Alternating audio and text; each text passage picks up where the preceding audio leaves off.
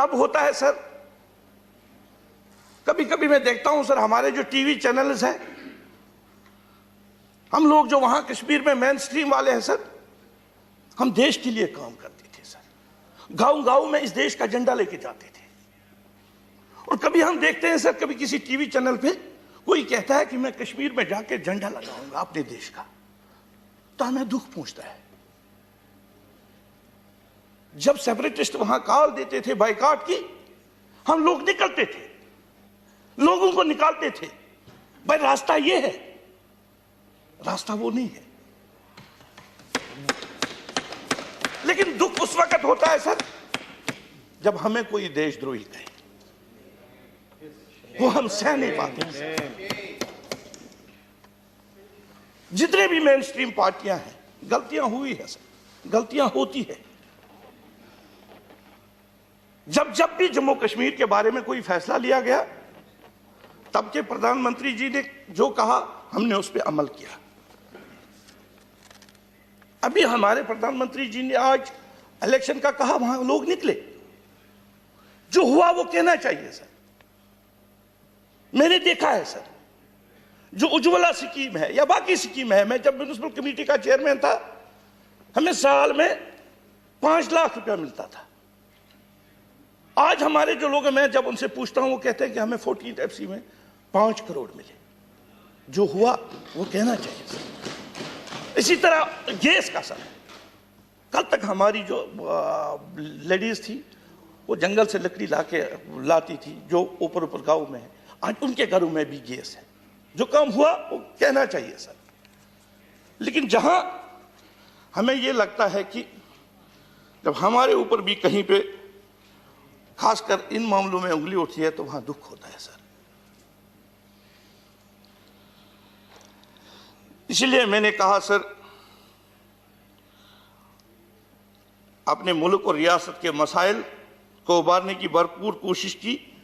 कहीं कामयाबी मिली तो कहीं पे छल नहीं हुआ, लेकिन ये सिलसिला चलता रहेगा। अपने आवाम और मुल्क के हुकूक की जदोजहद जारी रखूंगा सर। मैं इस मौके पर सरकार, खुसूसन अपने प्रधानमंत्री,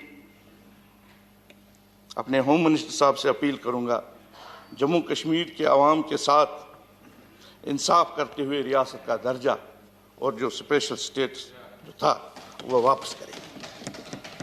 इससे जम्मू व कश्मीरियों का मुल्क पर भरोसा मजबूत होगा, मजीद मजबूत होगा, और ये मुल्क तरक्की की राह पर गामजन होगा। मैं 6 साल यहाँ पे रहा सर। आपकी वसादत से मैं कनाडा भी गया सर, लंदन भी गया। आपने मौका दिया, मैंने कभी ये सोचता भी नहीं कि मैं भी वहाँ जाऊँगा सर। कुछ साथी यहाँ पे साथ में थे, यहाँ पे हमारे पीयूष जी है, जेटली साहब थे, नड्डा साहब थे, जितेंद्र जी है, प्रधान जी है। सब उन्हें, जब भी हम इनके पास गए अपने स्टेट के मसाइल लेकर, इन्होंने कभी हमें मना नहीं किया। अगर कुछ मना हुआ, अगर कोई प्रॉब्लम हुई, वो हमारे स्टेट में जो हमारे लोग बैठे हैं, कोई ब्यूरोक्रेट या उनकी वजह से हुई। यहां से हमें कभी किसी चीज में मना नहीं किया। उसके लिए मैं इन सबका शुक्रिया अदा करता हूं। आज़ाद साहब के साथ भी यहाँ, जब आज़ाद साहब चीफ मिनिस्टर थे, तो मैं कभी सोचता था कि मैं आज़ाद साहब को मिलूं सर, लेकिन वहां कभी मौका नहीं मिला। यहाँ मैं कम से कम 500 बार मिला, इनका बात सुना। तो इसी तरह मैं सभी फिर एक बार सर उम्मीद करता हूं कि सरकार अपोजिशन मिलकर जम्मू कश्मीर के बारे में जानदारी से फैसला करे, ताकि उन लोगों को राहत मिले। मैं एक बार फिर सभी सीनियर मेंबरान का शुक्रगुजार हूं, जिन्होंने हर मौके पर हमारी रहनुमाई की। शुक्रिया। धन्यवाद Mir Mohammad Faisal, God bless you. Sir, मैं जम्मू कश्मीर के लास्ट डिस्ट्रिक्ट, जो कुपवाड़ा डिस्ट्रिक्ट, जो बिल्कुल पाकिस्तान बॉर्डर के साथ है, मैंने अपनी शुरुआत सर म्यूनिसिपल कमेटी के वार्ड मेंबर से शुरू किया सर, इलेक्शन लड़ा सर। वो इलेक्शन भी जैसे कल हमारे प्रधानमंत्री जी ने कहा कि हमने वहां पे डीडीसी का इलेक्शन आज वहां 70 साल के बाद हुए, तब वो 27 साल के बाद हुआ था सर। उसके बाद मैं उस म्यूनिसिपल कमेटी का चेयरमैन बना, लेकिन कभी ये नहीं सोचा था कि मैं इस राज्यसभा में पहुंचूंगा।